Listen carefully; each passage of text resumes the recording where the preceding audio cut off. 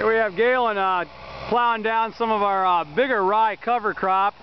As I mentioned in earlier posting there, that we plant rye in the winter time. That goes in October there, September sometimes. And then rye is a crop that holds the soil in place and provides organic matter or green manure. So we plant the rye in the winter. It grows up to be a height of anywhere from 1, 2 to 6 inches, depending on what kind of fall we get in the way of heat units in the fall. And then it goes dormant, overwinters, stays tight, holds the soil in place, especially this black organic muck soil. It's susceptible to blowing because it's very fine and sand-like. And then we come along here in the springtime, and before it gets too tall here, this stuff's getting on the taller side, we go ahead and we plow it back under.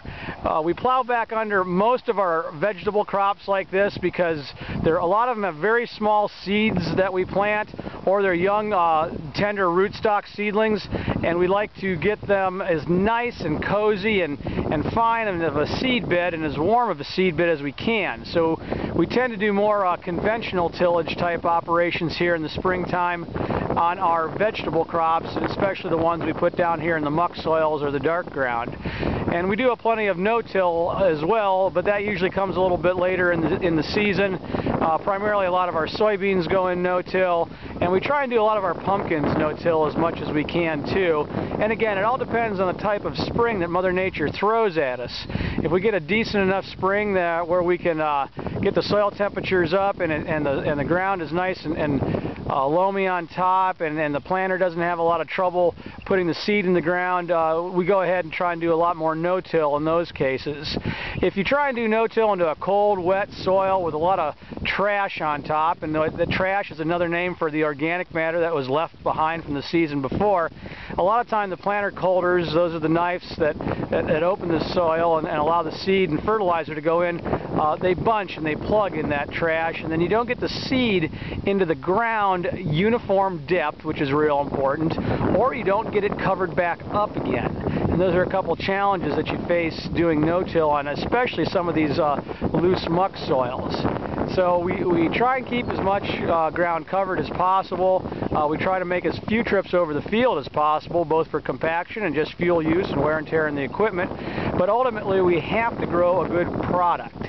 That's our goal, because we have to get a decent enough yield to make it worthwhile on that particular piece of property, and we have to grow a high quality product because people want to have a good looking, wholesome, tasty product, and that starts right here with some of the practices that we begin at the beginning of the season in getting the soil prepared properly and those types of things.